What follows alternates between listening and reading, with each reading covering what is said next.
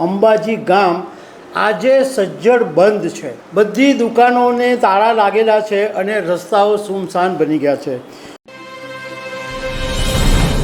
નમસ્કાર દર્શક મિત્રો, મા અંબાનું જ્યાં મંદિર આવેલું છે એવા ગુજરાતના બનાસકાંઠામાં આવેલું અંબાજી ગામ આજે સજ્જડ બંધ છે। બધી દુકાનોને તાળા લાગેલા છે અને રસ્તાઓ સુમસાન બની ગયા છે।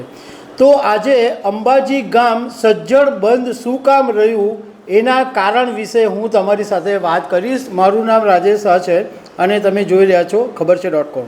દર્શક મિત્રો, દેશના 51 શક્તિપીઠોમાંનું એક મંદિર બનાસકાંઠાના અંબાજી જિલ્લામાં અંબાજીની અંદર આવેલું છે અને આ અંબાજી ગામમાં આજે સજ્જડ બંધ પાડવામાં આવ્યો છે।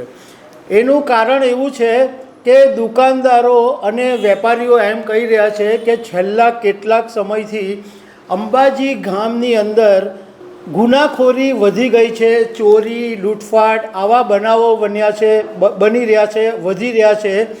એને કારણે આજે સજ્જડ બંધ પાડવામાં આવ્યો છે। આજે પોલીસને આવેદનપત્ર પણ આપવામાં આવ્યું।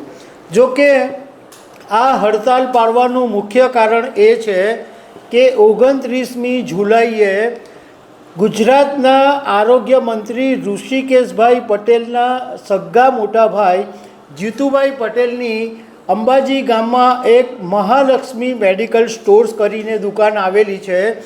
આ દુકાનની અંદર કેટલાક અસામાજિક તત્વોએ તોડફોડ કરી હોવાનો આરોપ લગાડવામાં આવ્યો છે અને હજુ સુધી આરોપીઓ પકડાયા નથી। હવે બનાસકાંઠાના બધા જે દુકાનદારો છે, વેપારીઓ છે, એ બધા ભેગા થઈને મંગળવારે પહેલાં મિટિંગ કરી હતી અને એ પછી પોલીસ સાથે પણ મિટિંગ કરવામાં આવી હતી અને પોલીસને આખી વાત કરવામાં આવી હતી કે ગુનાખોરી વધી રહી છે।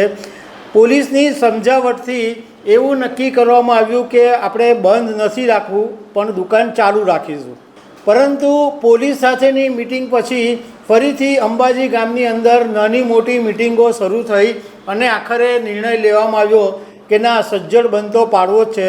અને આજે બુધવારે 31 જુલાઈના દિવસે અંબાજીનું આખું ગામ છે એ બિલકુલ સજ્જડ બંધ છે। હવે આ દુકાનદારો, વેપારીઓએ જે સજ્જડ બંધ પાડ્યો એની સાથે 200 જેટલા ટેક્સી ડ્રાઈવરો પણ જોડાયા છે। એટલે જે શ્રદ્ધાળુઓને માટે જે ટેક્સીઓ અંબાજી મંદિર સુધી જતી હતી એ બધાના પૈંડા પણ થંભી ગયા છે। હવે અમે એ જાણકારી મેળવી કે અંબાજી ગામ તો બંધ છે, પરંતુ મા અંબાનું મંદિર બંધ છે કે ચાલુ છે એ બાબતે અમે બનાસકાંઠાના કલેક્ટર ઓફિસમાં ફોન કર્યો અને જાણકારી મેળવી તો અમને ખબર પડી કે મા અંબાનું મંદિર છે એ ચાલુ છે અને શ્રદ્ધાળુઓ દર્શન કરવા આવી રહ્યા છે। આ જે મા અંબાનું મંદિર છે એ કલેક્ટરના અંડરમાં આવે છે, એટલે કલેક્ટરની બંધની પરવાનગી વગર આ મા અંબાનું મંદિર બંધ રહી શકતું નથી।